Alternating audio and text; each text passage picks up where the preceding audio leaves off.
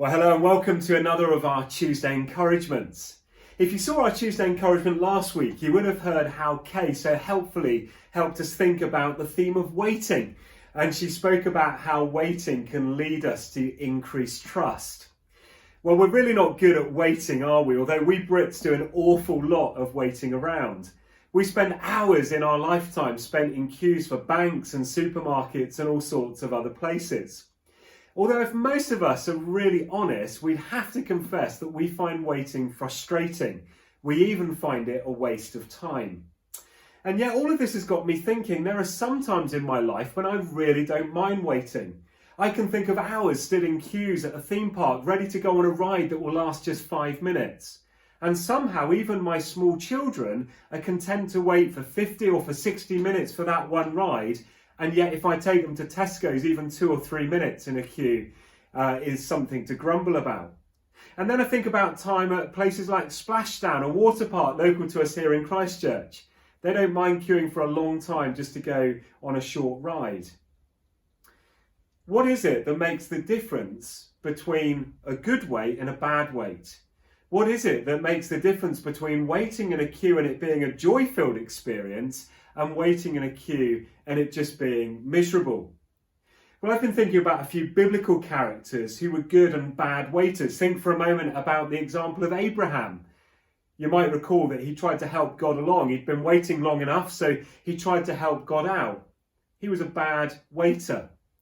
Or think of somebody who was a good waiter. The great story of Simeon comes just after the Christmas story. Sorry to remind you of Christmas, but it is coming rather quickly.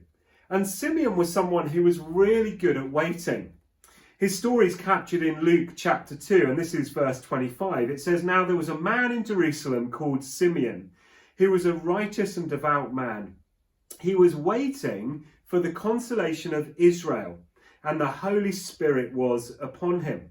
It had been revealed to him by the Holy Spirit that he would not die before he had seen the Lord's Messiah." Somebody who was waiting and was waiting well, compared to somebody who was waiting and waiting badly. So what is it that makes the difference between a good wait and a bad wait? Well, just maybe the difference is hope. And maybe there's a difference between simply waiting and then awaiting. And I just wonder whether or not awaiting is something we do with hope and expectation that there's going to be an outcome that's worth the wait, whereas waiting sometimes can be a neutral or even a negative experience. All of us, of course, at the moment are waiting because of COVID-19. We're waiting to work out what our new normal looks like. And the challenge perhaps today is to wait not like Abraham, but to wait like Simeon. To be someone who's awaiting with a sense of expectation that God is going to bring something good out of these difficult times. The challenge maybe for all of us today is to wait with hope. And on that theme, I would just encourage you to pray with us as a church community. We've been waiting a long time now as we've journeyed with plans for our build project. And we've been waiting an awful long time since February for a decision to be made by the planning consultant or the planning committee about whether or not our application is going to be successful.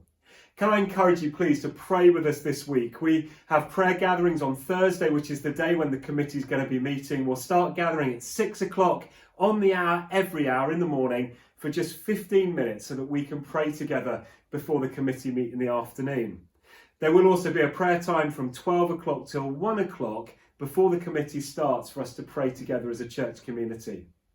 And as we wait, let's wait with hope that God's will in heaven will be done right here on earth. I hope you have a great rest of the day. Hopefully we'll connect with many of you at the weekend on Sunday morning, but too we hope as well for Theology Condensed on Sunday evening. God bless you. Have a great rest of your day.